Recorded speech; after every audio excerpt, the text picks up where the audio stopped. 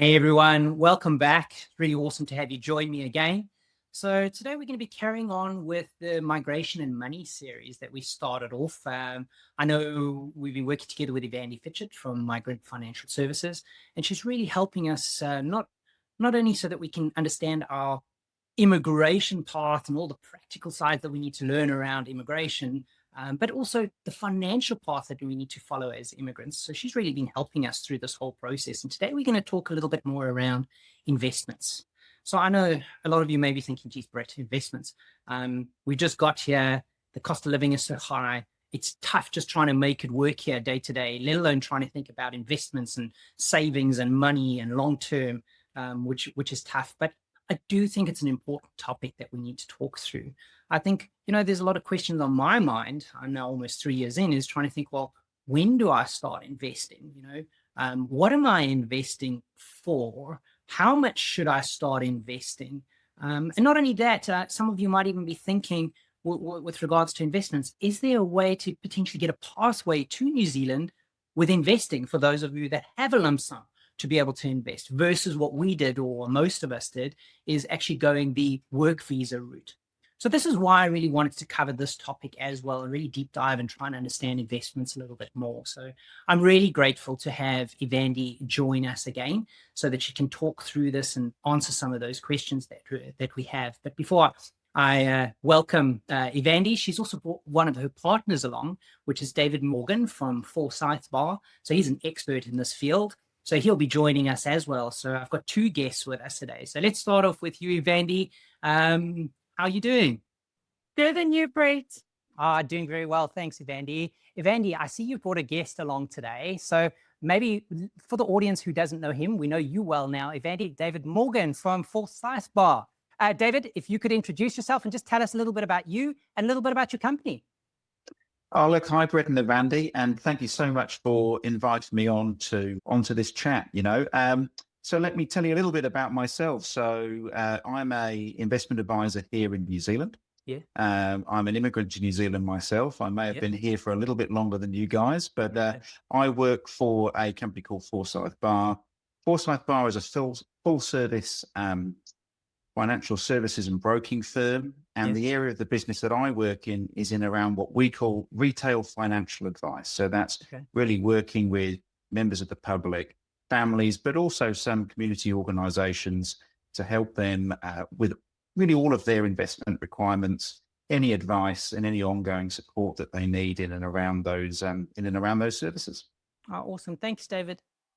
It's really awesome to have you join us today so we can clear up a couple of things around investments. So really what I was trying to understand, and Ivandee, maybe I'll start with you, is just as an immigrant, I've almost been here 3 years, as I mentioned a little earlier, but when do you actually even start investing? How do we go about this? How much should I be investing? How regularly? Where do we even start?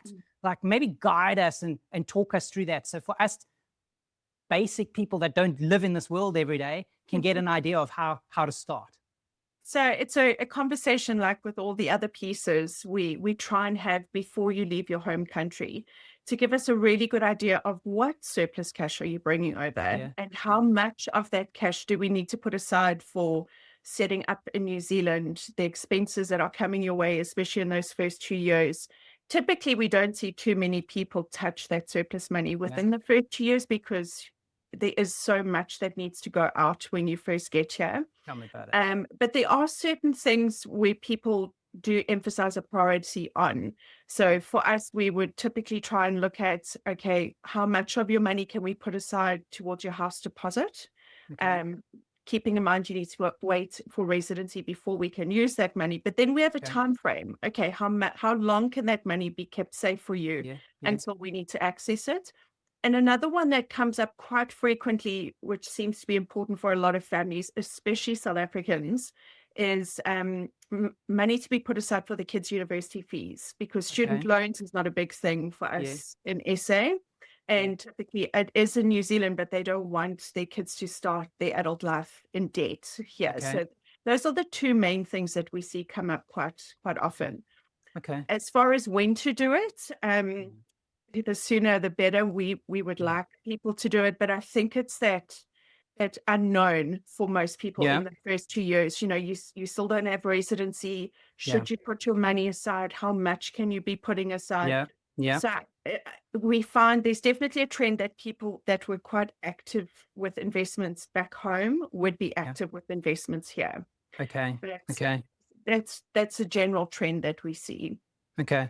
I'm also guessing it also depends on each person and how much funds they potentially have across to bring across. Yeah. So that'll dictate a little bit of the timing of where they can invest. Because to your point, I know in my first 2 years before you even get your residency, you're really just trying to survive, okay, and just trying to figure things out here. So I haven't really even got to a stage to think about buying a house. I haven't hopefully got my kids at that age where they had to go straight into university. In my case, they were a little bit younger. So it was free schooling for now, but I hadn't even started thinking about that longer term stuff. So listening to you, Ivandee, it's sounding like your first 2 years is kind of finding your feet and getting settled, get your residency, and then we start thinking about investments. From there, where would I even start with investments? Is there a certain type, certain amount? How would I get into it? Where to from there? Let's assume I'm 2 years in. I'm at that stage now where I am. I'm here 3 years. I'm feeling settled. My wife's working. We both got jobs now. And we're starting to think, okay, we better start thinking about our future now. We do need a home. We need to plant roots. I have got a teenager, as you know. I've got two of them now. So we got to start thinking about putting them through tertiary education, which is going to cost big bucks, I'm sure. So we need to think about that. Never mind my own retirement and not being a burden on my kids. That's all things that are weighing on me. So what would you say I would need to do? Next steps? What can and how would it work? So our next steps is to determine your short, medium, and long-term goals. That's really important. And by then I would have an overview of what money we are working with, not just in lump sum, but surplus money on a monthly basis as well that we can start putting aside. People also quickly realize that just putting money in a savings account here gets you nowhere, absolutely nowhere. And I think it makes people a bit despondent. That also triggers a light. Okay, we need to actually get proper investment advice. Then I can send that summary and what the client's intent is to David and leave it in his very capable hands then to put those short, medium, and long-term plans in place for clients. Okay. So David, with that, maybe you can just elaborate a little bit on short, medium, and long-term plans. Just tell me, what does that look like? What is it? Tell me. I'm trying to just paint a picture for me. I'm a pictures person. Well, look, I mean, it certainly is a very personal and individually specific scenario. And I think a lot of it does come down to your stage of life, how old you are. Yeah. Do you have a family with you at the time? And how old they are. Yeah. In reality, and this is, I'm sure we all reflect on this in our own personal experience moving here. When you come into a new country, a new environment, you have some huge priorities that are all short term, you know. So it makes sense that you do, for the first little while, focus on short term objectives. You know, you want to make sure that you've got a contingency fund. You want to make sure that your cash flow situation is sorted out. And you just need to make sure that you and your family are on that sure footing that you need to then start thinking about those medium and long term goals. So I think it's completely reasonable that in that early phase, you do really zone on those short-term objectives. I think once you've got through that initial period, it's really important to start thinking about those medium and long-term objectives. And that's where you might start to think about, you know, things like, and I tend to time bound it, you know, what's coming up in the next 5 years? What do we think might be coming up in the next 10 years? And then even if it's a broad brush, let's get real. We do need to actually start thinking about those long-term objectives, like retirement, like putting your young children through university, maybe even considering how you're going to care for parents as they go into their older age. These are the kind of tough ones, right? There's going to be a point where you should start thinking about those things too. And even if we're making what feel like little baby steps towards those things, it's worth starting to sow those seeds reasonably early in the process. Thanks, David. So I'm also, I know I'm digging into a bit deeper, just so I'm very clear. When we're talking a short term, that's where we're talking like our recovery funds and everything like that. That's like the immediate settle and get grounded is what I'm thinking short term, thinking like within my first 2 years, correct me if I'm wrong. And then I would think medium term is when I'm starting to think a little bit longer, more 5 year, and I'm thinking maybe buying a house. And then long term, like you said, retirement, looking after parents, all that kind of stuff. Yeah. Yeah, Okay. exactly. My broad rule of thumb, Brett, is any money that you think you might need in the next 24 months, 2 years, don't get too tricky about how you invest that money. Okay. That's really Okay. money that wants to go in the bank. Okay. Anything that you see you might need, or you might need to plan towards building up and accumulating beyond that 2-year period, that's where you want to start to think more carefully about how you invest that money. Okay. And that's maybe where we can start to think about Perfect. some opportunities beyond the bank term deposits and that sort of thing. Okay. Now, then my next question is, I'm at that stage now where I've been here 3 years, we are settled, and I'm starting to think a little bit medium term and longer term. But would you, Ivandee or David, would you sit with me and start plotting that out to build out a plan for me individually, understanding what I'm trying to achieve in my short term and long term? Is there a tool that I use? How does it work? How do I figure this out? To know, Brett, you want that house, you better start with your salary in your household, with your expenses, putting X amount away, and it's going to take you, I don't know, 3 years before you can put that deposit. I don't know, 2, 1, I don't know. Let's see. Yeah, so the house, which comes up quite frequently, especially for immigrants, that falls with me, so I can put a plan in place to get your deposit ready.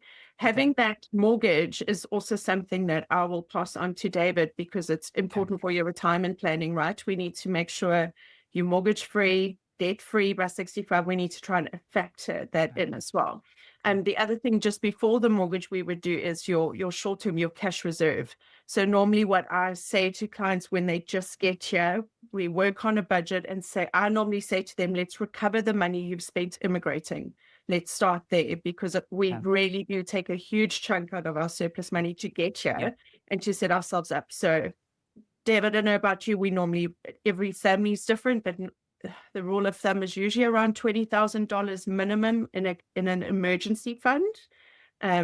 But that can also obviously vary from family to family, but we would normally start there. So with those goals and assets in mind, that is then something I can also pass on to David to factor in. Other things like KiwiSaver would also need to be factored into your retirement planning. Yeah. Okay. So Dave, would I be right in saying you've almost got a tool where you plot out all my expenses, all my income and everything like that, with based on our lifestyle and the way we live, you would project, hopefully somehow, and tell me, Brett, you're 43 today, you want to retire at, I don't know, 60, 65. This is what you need to start putting away. This is how we could make that work for you so that you would have enough money in the bank to be able to retire at 65. I'm assuming there's some sort of tool and you would do that with us, right? Yeah, sure is, Brett. And I think, again, let's not assume that everyone's coming in with a tight cash flow, young family, and that's like, the only thing on the agenda. We certainly work with a lot of clients who, may be coming in with extra capital. They may be coming in with jobs where they're actually earning surplus income from day one. And it may indeed, in many situations, be actually that little bit closer to retirement already. So it's actually about kind of picking up an existing retirement plan and then kind of basically continuing that once you're here in New Zealand, and making sure that we're using the toolbox that we have in New Zealand to be able to continue those existing plans that folks may have had prior to coming here, So it's certainly about understanding your cash flow, understanding the priorities that you do have in the short term. We all have them. We've all got the needs to have, the nice to haves. That's life. But once we've identified what that surplus is and the extent to which you may have capital already available for investment, absolutely about getting those funds invested in a way that's going to be productive, is going to grow that capital towards what you will need when you do reach retirement age. So you can achieve that financial independence and provide yourself with that passive income that you're going to need further down the track. And the beautiful thing is, of course, if you do hit a few road bumps along the way and you do find yourself in a situation where you do need to put your hands on funds prior to retirement, Yeah. If you've got your financial structures set up correctly, you have that flexibility and that Oh, brilliant. liquidity. Of course, you can Yeah. draw down upon that nest egg as and when life throws those curly ones those at you. curveballs. So that's thank you, David. That does make a lot of sense. You did touch on something, and you actually made me think. Obviously, I'm always talking from my personal experience. So I'm talking from a 43-year-old that's come across, which is like pretty much starting again. But you're right. There's a lot of other people that will be coming here, be it from the UK, wherever else, even from South Africa, that are, like you mentioned, later on in life, or that are blessed and lucky that they do have a bit more of a nest egg. Is there any advice you would be giving them, or any pointers you wanted to give them with regards to, hey, because you're coming with X amount or investing X amount, there could be some real good opportunities here in New Zealand? I've heard something about a visa that they could potentially have as well, depending on what they're investing. I just don't know if you could talk to those sort of people as well. Obviously, it's not me personally, but I just thought it would be good to touch on that for the audience there too. Yeah, sure, Brett. I mean, look, I think first things first, the best bit of advice I can give is to seek advice. And sometimes that's not, it's not necessarily what comes natural, and we're dealing with 101 other things. Yeah. I would always encourage people, particularly coming into the New Zealand environment, do seek advice. We have a very, very highly regulated financial environment here. Yeah. And by and large, dare I say it, all of the people for whom you would be able to receive financial advice in New Zealand are held to a very high standard. So I would encourage people to, in the first instance, seek advice. I think that's a great thing to do. I think if you're coming in with significant funds, naturally that makes sense. If you're coming from a jurisdiction where you have money in a structured superannuation or pension arrangement, there are a number of pathways to which you can bring those funds into New Zealand. Yeah. And there are a number of ways that you can do that will be to your advantage. And that may be from a taxation point of view, maybe from an investment point of view, maybe from a flexibility point of view as well. So again, seek advice on those areas. The third point you made, in and around visa. Yeah. Now, we do have visa categories in New Zealand whereby you can actually use money that you have available to invest to access certain visa categories to expedite your ability to move to New Zealand. So again, these are a little bit technical. They're quite specific, but to folks who do have some wealth, then they should get advice on exploring those options. Okay. So there are definitely options there. Cool. Thanks, David. Thanks for sharing that. So what I'm thinking in my mind is I'm hearing one of the most important things to do, get advice. Whether you've got the wealth, not, whatever else, it's really seeking advice from somebody that really knows what they're talking about, and that's where you two come along. I'm assuming, Ivandee, the best way is to contact you first and chat to you from Migrant Financial Services, and then you will be able to unpack where we are in our particular scenario, and then take it from there and involve David when he needs to, right? Right, yeah. Great. Awesome. So then maybe I want to ask you guys one more question. In today's interview, if there's nothing else anybody else heard, but they heard, you want them to take away one thing, just one thing from today. What is that one thing you want them to do, action, learn, hear? Just make sure that's important to them. And I'm asking it to both of you, but I'm going to go ladies first. So I'm going to let Ivandee go first. What is that one thing? And then we'll go to you, David. I think for me, it would be don't be scared to ask for the advice, to ask for help. There's no question that's stupid. We're all happy to give our time, break it down. We understand not everyone is as savvy with investments, but it is no different than phoning your bank and asking for information that you're just going to get blanket advice for. So I know a lot of people hear the term investment and they get concerned or reserved about it. There's no need. We're here to help you and put a plan together and try and get you ahead after immigrating later on in life. So just ask. We're happy to help. I love that, Ivandee. I can tell you even me personally, sometimes you feel like, oh no, I can't ask that now. It's too embarrassing. My scenario is I just don't have enough money, or I'm not where I should be at my point in my life or whatever. So you're too scared to ask. I really love that, Ivandee. It's so true. Don't be, ask. There's no you're here to shame. help. Yeah. No shame. 100%. No, thank you, Ivandee. Love that one. Okay, David, your turn. Okay. Well, you're going to have to forgive me. I'm going to give you two. Cool. And obviously, I'll echo Ivandee's comments.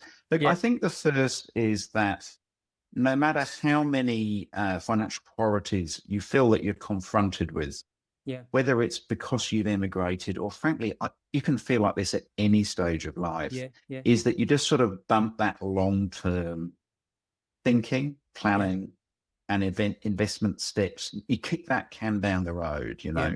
My advice to people is to, even if it's just a small regular contribution, the sooner you build that into your routine, your routine financial behavior, not only will you be amazed how quickly you start to accumulate money and how good that feels, you're also getting those runs on the board. You know, I think when it comes to investing, there is nothing like experience. You can read the book, you can watch the YouTube video, but actual personal experience is so invaluable. So I just always encourage people, if it just feels like, gosh, is it even worth doing this small little amount on a regular basis?